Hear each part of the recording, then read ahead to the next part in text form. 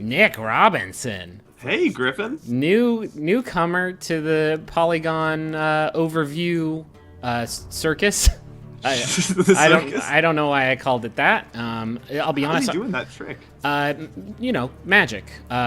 Sorry, Nick. I'm just really nervous. We haven't had any new blood in here for a while, and Ooh, yeah. I hope I do a good job. I hope so too, because our commenters can be very mean sometimes. This is Hand of Fate, and if you watch every one of our overviews, first of all, shame on you. Second of all, you'll notice that we've done this game before. It came out last year on Steam Early Access. And I wanted to hop back to it because now it is on PlayStation 4. Conceivably not early access, full-blown access. And they have added a lot more stuff to the game, and I figured there were probably a lot more people wondering what it is, and so here we are, Nick. Stop questioning my decision-making process. I think it was a great decision. Thank you. To do it 2 times. I appreciate it. So this game is a deck-building roguelike action game. With a lot of really, really interesting ideas and some missteps. But let's focus on the interesting stuff first. As you can see, the dungeon is sort of represented by this path of cards out on the table. And you will move along that path looking for the exit, but also accruing gold and unique items that will help you out in combat, all the while managing your health. See, just found a shield. I'm making my way in this dangerous world. All the while you have to kind of manage your food because you eat food every time you move from one card to the other, and if you run out, you start taking damage. Gotcha. And making sure that you don't die. I see that you've got like food management, gold management, health management, goblin management. Goblin management. Those goblins will get out of line. So this is one of the many encounters in Hand of Fate, and the encounters are randomized because they're drawn from a deck, like everything else in the game.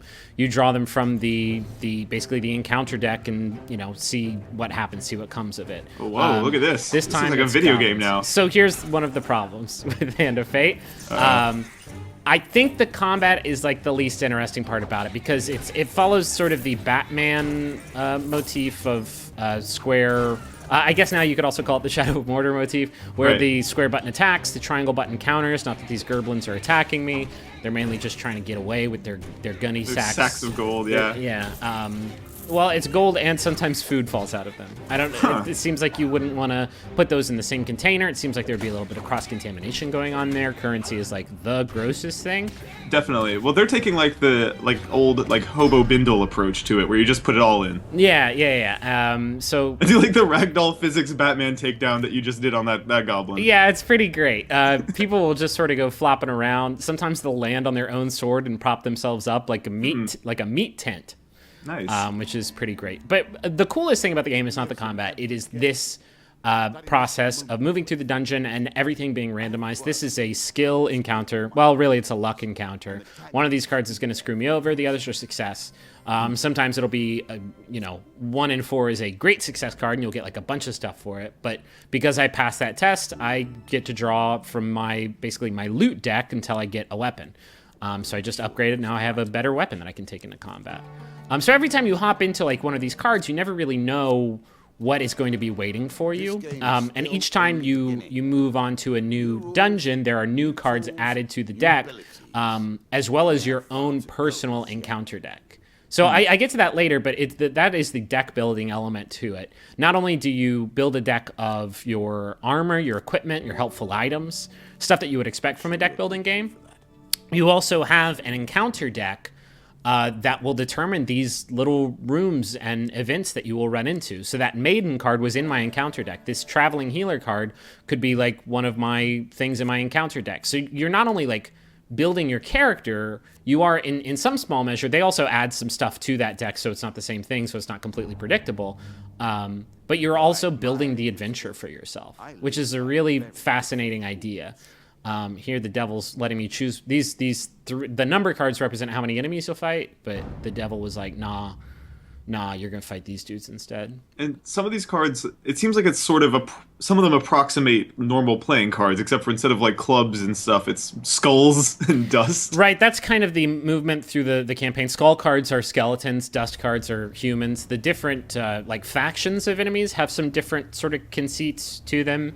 I just got to a point where I'm fighting a type of enemy now that barfs out a poisonous gas cloud every time you kill one, which sort of adds something to combat. But again, combat is not exactly this game's strong suit, no pun intended, because it's just kind of slow. The animations are really clunky.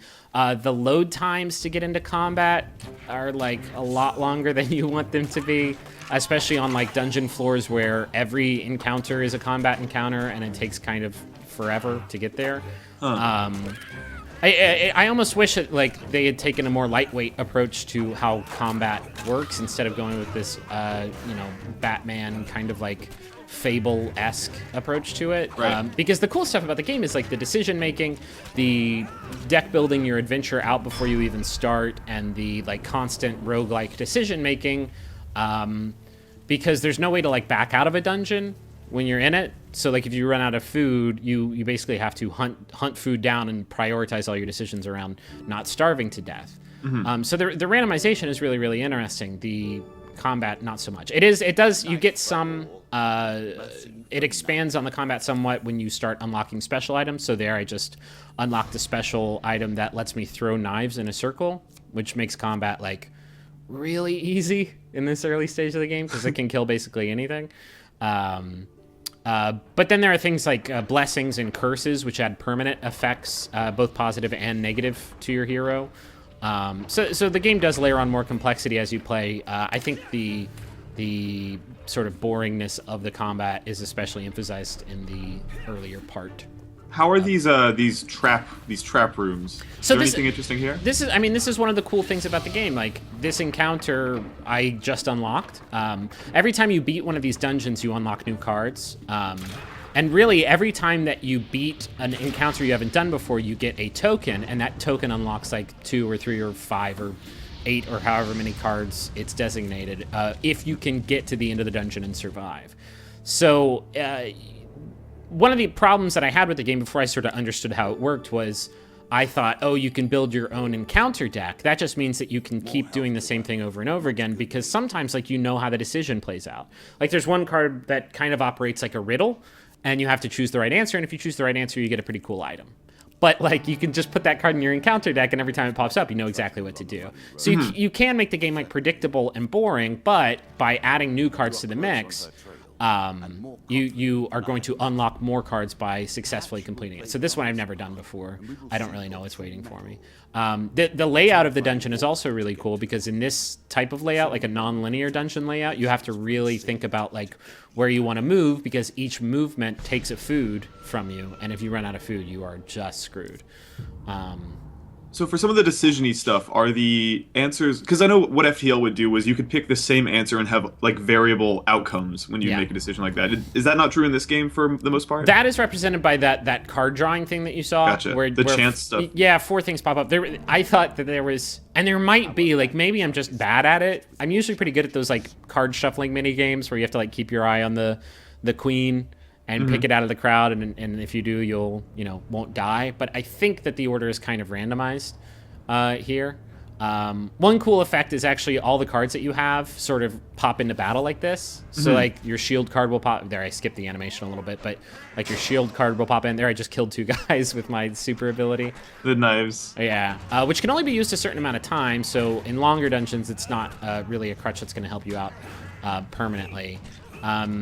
And to be fair, like, if you try to, like, maximize the combos in combat, it actually gets a little bit more complex, because you have to do that, like, Batman style, very meticulously doing your counters with good timing and making sure you're never too far away from an enemy where you break your combo. And some enemies have combos that, or have attacks that can't be countered, so you have to dodge them. There's complexity to the combat. It just never really feels especially satisfying, because the characters move, like, wicked slow. So this is another thing where I've encountered 2 cards worth of monsters, and because I got a success because I got a great success, and that's a Borat quote. From Borat. From Borat the movie, I can get rid of one of those cards, and it makes. I was going to say earlier that I feel like there's a lot of Borat influence. Yeah, there is a lot of Borat influence. You can't hear the narrator, but it is Sacha Baron Cohen, and nice. Christ Almighty, it's the funniest. It's so good. It's really good stuff. This is like tangentially related, but do you remember the scene in Borat where he talks about his wife? Yeah. It's so good. Yeah, I remember that. Oh, Nick, I don't want to get too off topic. No, but you're gonna fit in here just fine. Yeah. So I don't know. I am enjoying Hand of Fate a lot more the more I play it, because the deck building actually does offer a lot of depth. There are a lot of cards. So like figuring out how to... I faced a dungeon actually earlier today that I couldn't make it through because my loadout just wasn't right. Like I just didn't have the hero cards that I needed to survive it. Which is kind of interesting. Now it has kind of a trial and error aspect to it, where now I know whenever I try and take on this dungeon, I know that I need to bring more healing loot cards and less gold loot cards.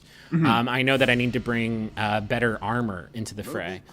This is the final boss of this dungeon. And there's 13 final bosses, right? Yeah, I think so. Yeah, and every like 4 that you beat, you unlock a permanent like bonus to a bunch of your abilities, but you also unlock additional difficulty for the monsters you fight. So like by completing like the first leg of the game, like the first quarter of it, I made the bandits in the game, the ones represented by the dust cards, like a lot more potent. Now they have these range attacks that are kicking my ass. So yeah, the game does get more complex and I think a lot more satisfying, but the feel of it, like it's a little molassesy. It's a little clunky, which is too bad because I really think a lot of the ideas in the game are super slick. Yeah, the idea of 2 different decks that you can build out and constantly unlocking new stuff for them is really exciting, because you're not just unlocking a new sword, you're unlocking like a new trap maze, a new combat encounter that you've never seen before. It seems like if nothing else, it does a good job of just keeping it varied, which is important in a game where your combat's not that good. Right. Right. How are these boss battles though?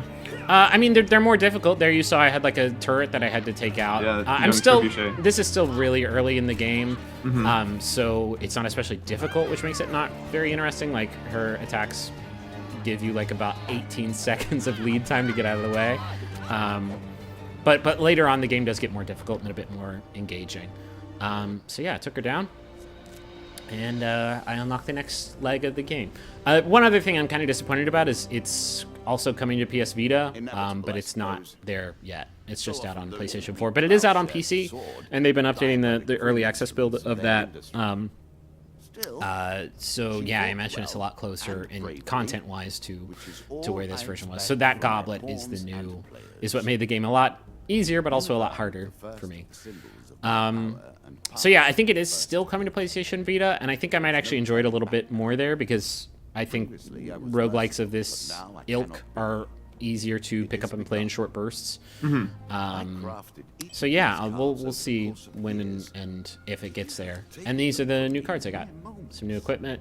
A healer's ring and charity. Yeah, I kind of love the card art for the game. It kind of reminds me of Hero Quest, which is like the best board game ever made. Look at that man. There's a little squatting man holding up some weights. Yeah, I still haven't gotten that one. I still haven't been able to draw that one.